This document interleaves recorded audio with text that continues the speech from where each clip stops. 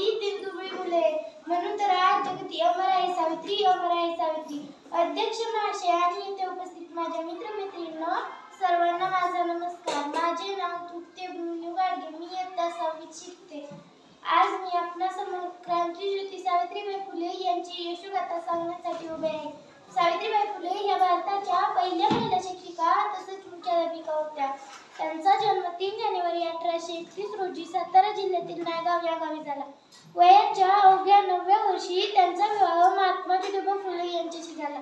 विवाहानंतर महात्मा ज्योतिबा फुले यांनी सावित्रीबाईंना लिहायला वाचायला शिकवले व स्त्री शिक्षणाचा पाया रचला. क्रांतीज्योती सावित्रीबाई फुले व महात्मा ज्योतिबा फुले इकडे बघायचं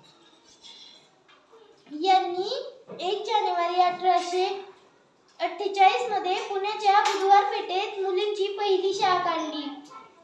सावित्रीबाईंनी बालविवाह, केशवपण, सतीप्रथा अशा अनेक वाईट प्रथांना विरोध केला.